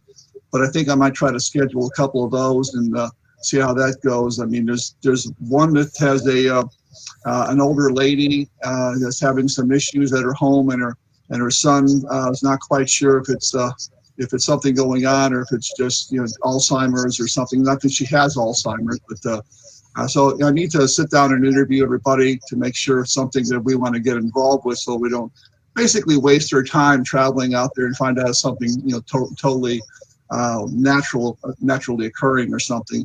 But the other one sounds kind of interesting, though. There's some legitimate activity apparently going on, so I have to get back to them and see what we can do. We have about, I think, 2 right now that I could probably do, so I might be doing that later this month or beginning of November and see how that pans out. So a couple privates and a library visit and any. Well, when are you going to Over the Pond? That's going to be next year. We're going to be going over there the first 2 weeks of June in 2023. So far, it's going to be me and Sylvia. Sylvia's going to be my traveling partner. She wants to go back, and I want to go back. It'll be my 3rd time back there. So we're going to be. I want to go. Well, there you go. It'll be my first time there. Yeah. We're going to be meeting with Paul, my friend. He's going to put us up there at his house, so that saves up all the hotel's expenses. He's got like 4 bedrooms or something available that we can use, and he's got a vehicle that holds 7 people comfortably. It's one of those extended. It doesn't matter the bedrooms. It's as Laura would know. How many bathrooms? Yeah, that's the question you should be asking. Yeah, probably at least 2, I would think. But I'll find out because we have a meeting, bi-monthly meeting coming up this Saturday for our crew to kind of go over some stuff and so forth, and talk a little bit about the Midwest Spirit Fest because we didn't have anybody from our team show up except for Chuck and Diane, and everybody was out there. Again, I want to thank everybody for helping out, whether they were volunteering, doing investigations, running errands, doing gophers, go for this, go for that. Yeah, I appreciate it. It kind of freed up a couple of my hands to do some other things. I appreciate them being there too, because if it wasn't for them, I'd probably still be there trying to figure out how to get my damn car started. Yeah, that's why I always say YouTube will find pretty much any answer that you ever wanted to ask. But when you're in that position, the first thing I'm thinking is, how do I get home? Where am I going to do I work tomorrow? Do I call? Yeah, you yeah. go through the motion, and eventually I probably would have fell into the, oh, why don't I YouTube? But it wasn't even on my mind. So I'm glad Right, that right. person was there. Yeah. And normally that's something that I would think about, but being in the heat of the situation, it kind of like took my good processing skills away. Okay, so what about some books? Are you currently working or have any new books out there that you can share with the? I was planning on maybe writing a couple of more books, not through my regular publishing company, unfortunately, because we have 19 titles right now that we have produced through the Ghost Research Society Press. But the last time I was getting ready to publish some books, my hard drive crashed and I lost all my publishing software, which was pretty expensive. And I wasn't going to go on and do that just because everybody's doing Kindle nowadays. They don't want to even, hardly ever pick up, books. How many bookstores can you name on the tip of your tongue? I mean, there's not that many out there. So, but somebody had told me that they do that through Amazon, that you can publish books through Amazon, and they do the ISBNs and everything. But then somebody told me just recently, I think it was just this last weekend we were out there, maybe it was Jeannie, that says that they don't do that anymore. They only do Kindle. So I got to look into that and see if that's the case, because I don't want to write a book just for Kindle. I want something that somebody could literally pick up in their hands, like my latest book on haunted highways and bridges, that they can actually pick up, and then they can open the thing here and they can actually get it autographed by the author, and you can't do that on Kindle or Nook. Yeah, that's right. It takes away the whole signature thing, doesn't it? Yeah, it sure does. And and then, how many books can you keep on Kindle or your Nook or whatever? I mean, do you take one off and you put another one on? I mean, I take one of these things, I put it on my bookshelf and I file it away, and you have a nice little library and so forth. I think. So wait a second. So you got a book about haunted highways and bridges, but not haunted cars in this one? Haunted highways? Well, there is mention of haunted cars in here, because obviously there you go, folks. There you go. That's on bridges and on underpasses. Yeah. That's the way you got to pick up. Yeah. But I'm going to, if I have so many different ideas. One of the ideas was a third Windy City Ghost, because I have enough material to write another book on Chicago Ghost. I was going to write one on perhaps my 45 years of being in the field, what has changed, what has stayed the same, how equipment has evolved, my paranormal experiences that I've had, and so forth. And now you're giving me this idea about doing one on ghosts and so forth. I always wanted to write one on Civil War ghosts too, because I've been to so many battlefields that are haunted, and not just just Civil War, but it could be Revolutionary War, it could be things of that nature. But a lot of places that I've actually investigated, like Gettysburg and Antietam and Sharpsburg and Fredericksburg and Spotsylvania and all those great places that have a lot of history and hauntings that kind of go hand in hand. Yeah, speaking of history too, just when you were talking, it kind of flipped in my brain what I was reading about Thornton, is that the person that settled there in Thornton actually was a fur trader, and he worked with a lot of the natives in the area trading, and eventually they kind of adopted him into the family, or kind of did something with him in the native their tribe, and he actually married like the second daughter of the chief or something like that. I mean, he was so well liked.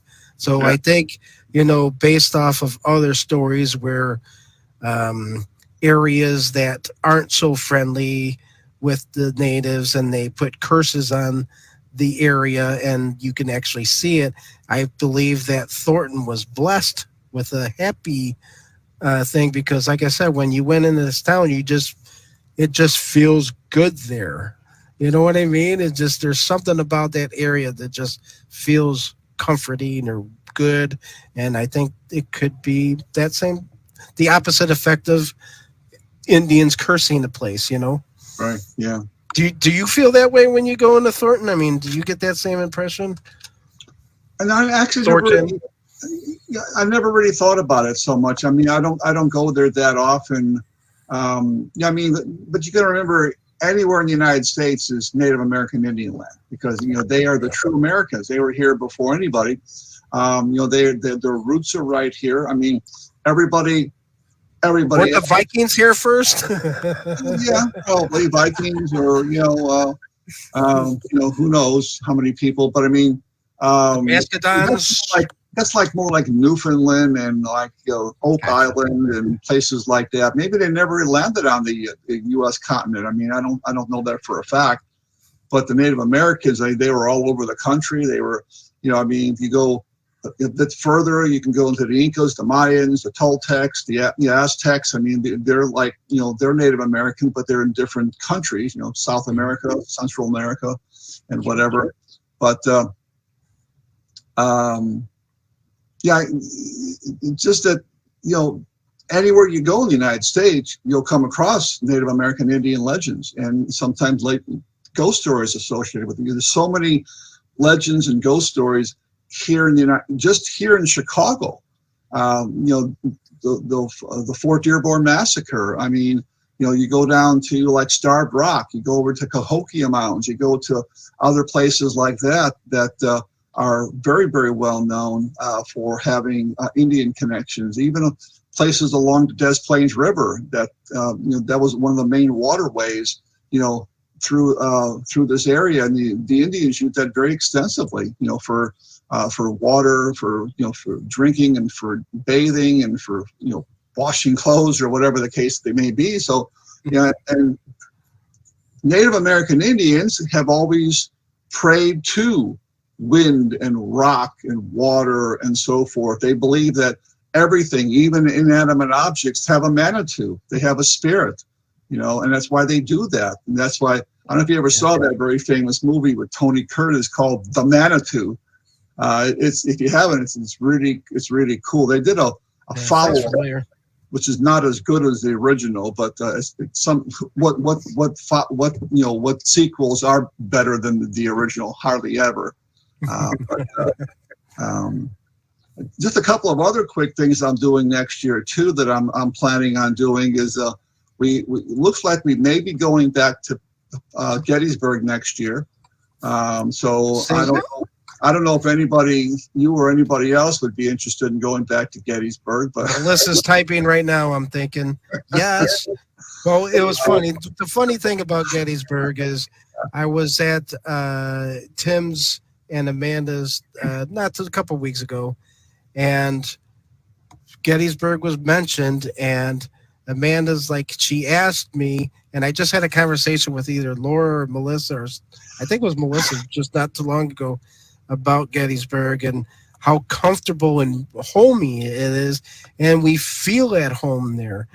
And Amanda came out, didn't know of our conversation the day before, and said, Gettysburg feels homey to me. I don't know if you feel the same way. And I'm like, I was just talking about this. So the four of us, being there, it felt welcoming. It felt at home. Amanda couldn't make the second trip out when we rented out that B&B right in town. Right. And it was so relaxed, so comfortable, and I don't know how to explain how we feel there. We're thinking of probably maybe trying to head back there in the spring, so it's not so terribly hot. So maybe sometime in the spring, and of course we got the summer trip in June for the overseas, and then the other out-of-state trip we're hoping to do sometime maybe later, say maybe, I don't know, August, September, is going a trip to Alabama to check out that spook light mystery out there in Cloverdale, Alabama. And the guy says we can use his cabin. He's got a cabin that sleeps like six people comfortably. What did I say there? She was just saying that Gettysburg feels very much like home to me. Yeah, there's a bunch of places in and around Cloverdale, including Florence, Alabama, and a few other places that actually There are a few Civil War skirmishes that happened through there that we could look into. The entire town of Florence, the main street, has got one haunted place after another, from a haunted ice cream shop to a library to a restaurant to some shops and so forth, where they've actually seen Confederate soldiers walking through town and so forth, because this was a heavily Confederate, area, Alabama, obviously. So I'm really looking forward to that. Being able to use this cabin, which will save the expense of a hotel. It's got running water, it's got showers, it's got heat, it's got electricity, and it's got bunk beds, and we can use it. I think it sleeps between 4 to 6 people, I believe. So he says if you need the whole cabin, I can sleep out in the tent. You guys can have the whole cabin to yourself. So now I know when I went to Memphis and Stoutsville, Missouri, and not Stoutsville, Sikeston, Missouri, and Arkansas area, and Tennessee and Kentucky, all that little area right there, I totally feel at home, because that's where my dad's ancestor came. That's where my family came through. So it definitely feels at home there. And Laura pointed out, and if you heard me go, ooh, that's when I read her statement, is Sloss Furnace still available to investigate in Bama? Yeah, that's actually down in Birmingham. It depends how long we want to stay down there. I know I wanted to spend at least a couple of days investigating the spook light. I mean, that would be the nighttime part of it, but then the daytime part, we can go into Florence and do the Civil War stuff in the town of Florence, and there's all kind of crazy stuff in there. I mean, I got at least 10, 12 places that we can kind of just look into. We may not be able to investigate them all. But then Birmingham is a little bit further south. I'm not sure how far south it is. The thing about that, I mean, unless you're getting involved with like a public investigation, the private investigations are just really outrageous. I mean, unless they've changed their tune since we tried to, because not only did they say you had to pay an admission to get in and have so many people, but then you had to pay for security so much per hour. And I go, what?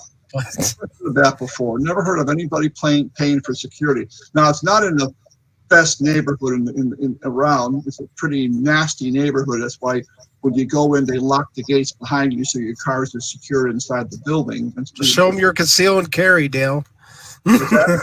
Just show them your conceal and carry, man. I don't have one though. Maybe I'll just show them this guy right here, and then probably run when they see that. We got Mark, so we're good. By his hand, and we'll let him out. Yeah. Imagine, well, Mark on our team. He's the one with the conceal and carry. Think about that for a second. Yeah. He's the one that is entitled to carry a gun. I know a few friends that had concealed carries, but I never got one. My wife said, I don't want any more guns in the house. So I said, I already got a big cannon of a gun. I got a 44 Magnum. I don't need another big gun. Yeah. The toilet paper creature will scare him off, Dale. Yeah, absolutely. Well, there is an RV over here at the Harvard for sale at $79,000. Come on over, buy the RV. I'll quit my job, hire me part-time, and I'll drive, and then we could just go everywhere. And we don't have to worry about paying for hotels and stuff. And then, there you go. Kind of pull a Dave Lowry. Or whatever. It's the death card. It's the new beginnings. Yeah. The discovery that changes the seeker's life direction. There you go. Yeah. You never know. Let's go out and explore. That's what I always thought. I wanted to buy an RV, and I wanted to pick a city and go there and spend 30 days in there and just learn about the city, learn about all the little things, and just get acclimated with it, because you can't really learn too much in a day or two. You go there, you see it. It's kind of like a tourist. You're taking pictures, and you got a postcard or a recording here and there, but you don't get to feel the town, and you don't get to experience what the people that live there experience. And I always thought 30 days would be perfect. That way you know the back roads, you know everything about it, and you get to see what people live through. And if that's 30 days in a year's time, that's 12 cities that you can explore. Yeah. Only 12 cities. In the pay to play stuff that you're talking about, you could probably see 15 in a matter of 2 days. I mean, I know your artillery sometimes, especially in Gettysburg, you're probably hitting 1,000 in the weekend, and that just, it goes by like flashes. So you got to kind of remember things. But that's what I always felt like. Way back, I always had this dream to do something like that. So yeah. Well, just to kind of let you know a little bit about the Gettysburg thing. I mean, I've been there at least almost 10 times now, literally, since starting way back in 1995 when I first met Mark Nesbitt. And then, well, actually 94 when I met Mark Nesbitt, 95 when I went back there and I was on the sighting show. We were the only paranormal team ever to be allowed on the battlefield after dark. Not even Ghost Adventures could get on there, which I got one on Ghost Adventure. So, but take that, Zach. Take that, Zach. Zach, yeah. The places I'm planning to visit in Gettysburg are going to be something that you guys never saw before. Well, I know I mentioned the one on that last show we did with the. Yeah. Hopefully that made it on the bucket list, because that would be cool, because it's off the beaten path. Yeah, and that's what I like. It's off the beaten path. Nobody talks about it. Many of these are, because as you know, we got kind of booted off the thing at the middle of the night. We got kicked out, Dale. where we are and how we are, but if we're in a more secluded path area, it's going to take longer for them to find us out there. Yeah. So there you go. But you know what? We got to be careful of ticks. Oh yeah, I know. You just get. Well, if they all jump on you, then they won't jump on me, right? Yeah, come on, man. Well, they seem to like you. They seem to like you more than they do me. I don't think I've ever had a tick on me. Amanda had a few. Okay. And her, found a few. And I found one in the hotel on me. It was on me. I'm like, Liza, screaming. I don't like bugs. No, I don't either. And I got the tick off, and I put it on a paper towel, and I threw it in the microwave. Oh man, I hope you didn't eat out of that microwave.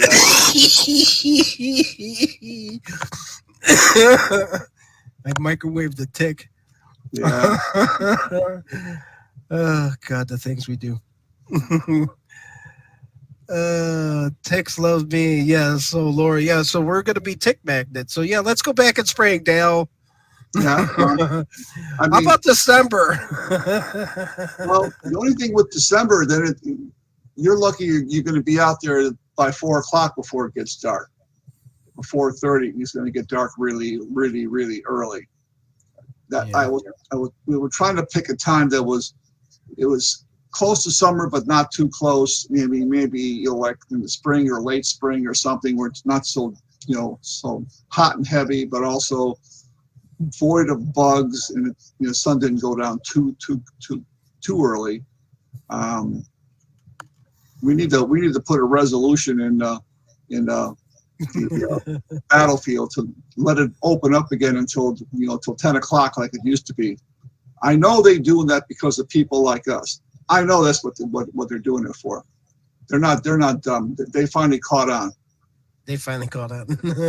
All these people that are wandering around the middle of the night after dark with a flashlight and with flash cameras, they're not looking at markers and monuments. They're out there ghosting. So if we get enough ghost hunters, can we start a battle with the forest preserve people? Well, Yeah, I don't know if I told you this story. This happened years ago. They lumped us ghost hunters along with sex offenders and drug addicts. That was an actual article. I could send it to you. I don't know why they would do that. So we're like a pedophile or a drug addict. I mean, it's just pushing it a little bit too far. So it's not that we are those things. It's just that we're not somebody else. We're just doing what we're doing. We're historians. We're researchers. I mean, to become a ghost hunter, you have to be a lot of different things. An author, a historian. You got to know about the building itself. You got to know about psychiatry to understand when you're interviewing people and how they act. I mean, you got to learn all that stuff. That just doesn't happen overnight. I mean, some people are equipped to become cops. Some people that are qualified to be cops can't be cops, right, or detectives, and that's what we do. And I can't be a football player. I can't be a basketball player. I can't be I guess I could be a Hollywood superstar like Tom Cruise or something like that. Yeah, there you go. I could be like that, maybe. No, I'm an armchair paranormal investigator that's seen a TV show that says, "Holy crap, I can get out there and do the same thing." Yep. Sex offender and pedophile, huh? Really? Yeah. I'm surprised you didn't kind of do like a rebuttal. Pedophile and drug addict. Drug addict, yeah. I'm surprised you didn't do like a rebuttal to that. Well, I'll dig up that article and I'll send it to you. I'm not joking when that thing came out. I mean, it's literally. I don't know who did that or who said that. I had something to do with the Park District, and this was years ago, years and years ago, and that was part of the reason that they took all of Mark Nesbitt's books out of the visitor center on Ghost of Gettysburg. Oh, shit. And now you can only find them in his bookstore or in the town of Gettysburg. You won't find them in the bookstores anymore. Now, if we say we're from Chicago, wouldn't that kind of have a little appeal to it? There's like gangsters. Yeah. Let's back away. Say, I'm from Chicago and start reaching. Yeah. They're like this. You know what? I'm from Chicago. I'm going to stay here till 10 o'clock. Yeah. Let's see how that flies. Yeah.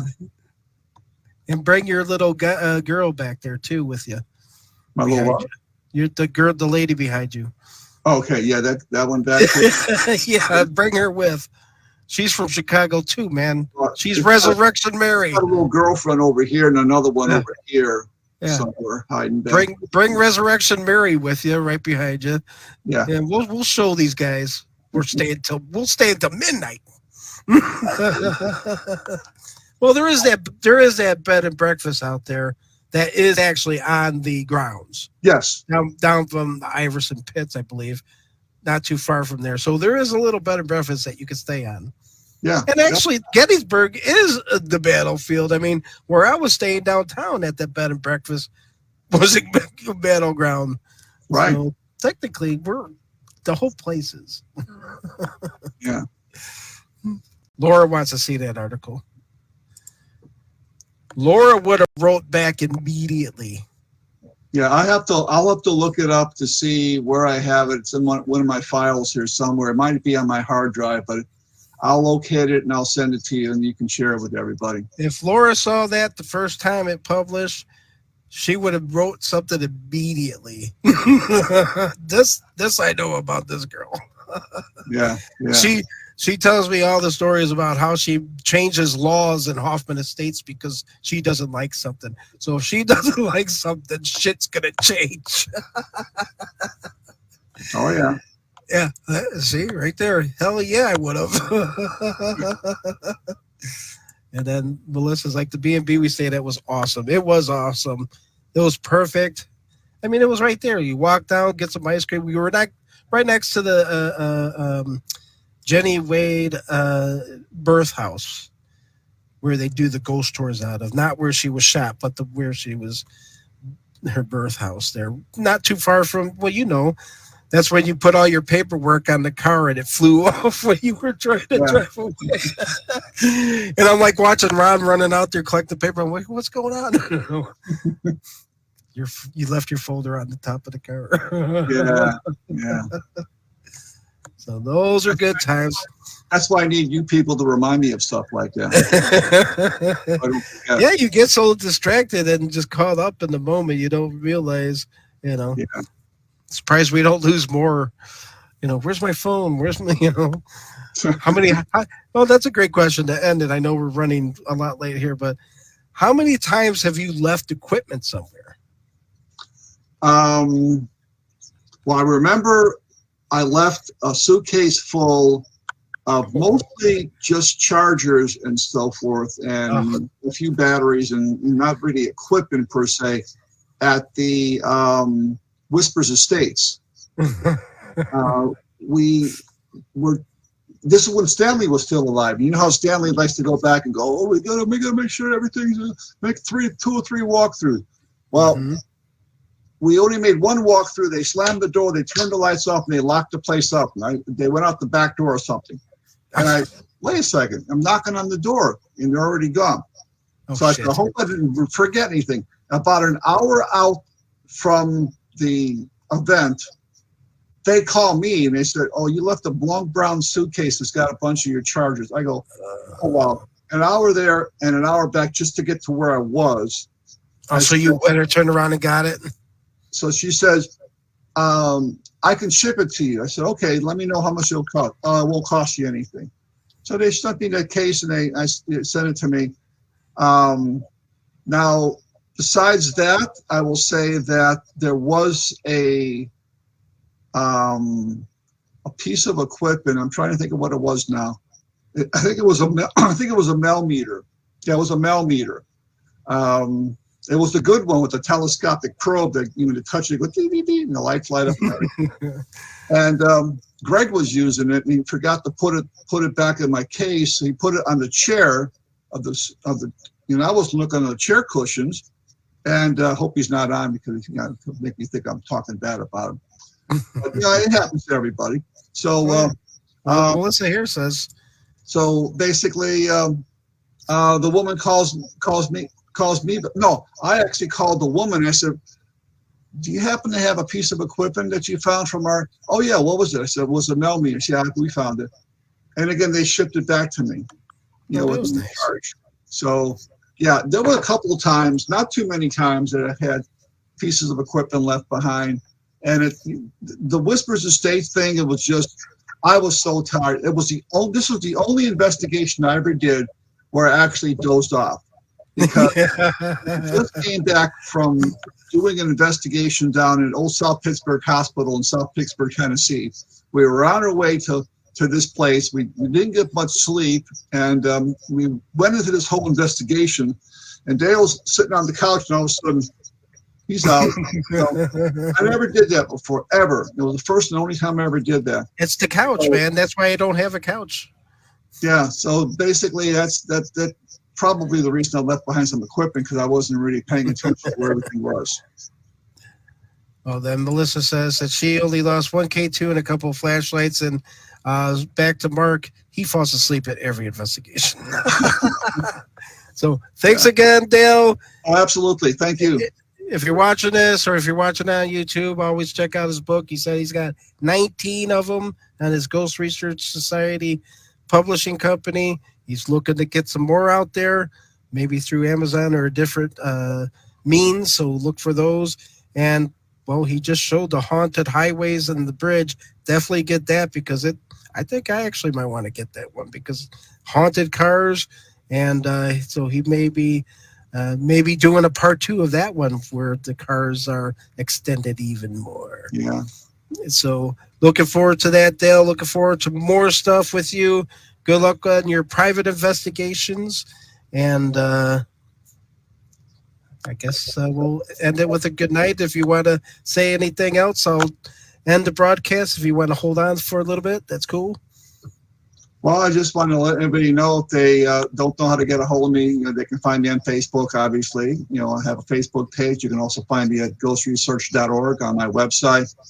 And, I'll be doing some things later this year, next year. So hopefully doing some things with you guys next year as well. So I'm looking forward to that as always.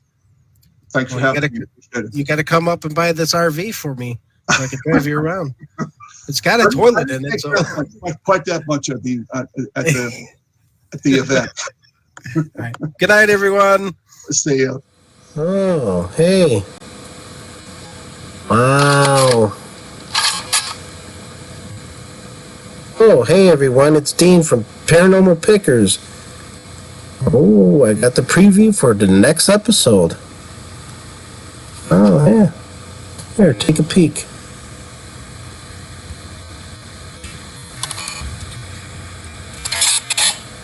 Oh.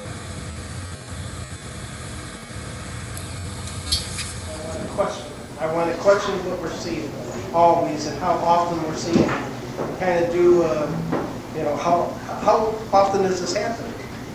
So if you do an investigation, I can easily go into YouTube now and search this haunted location, and I can see 10 ghost hunting teams do a ghost hunt there, and I can take all their evidence and I can kind of put it into a machine and say, okay, what's happening, what am I seeing, what's common, what's not, what should I be doing, what time of day should I be doing it. So that's what I want to look for. I want to kind of rule out this stuff and see what they're saying to the spirits and go from there.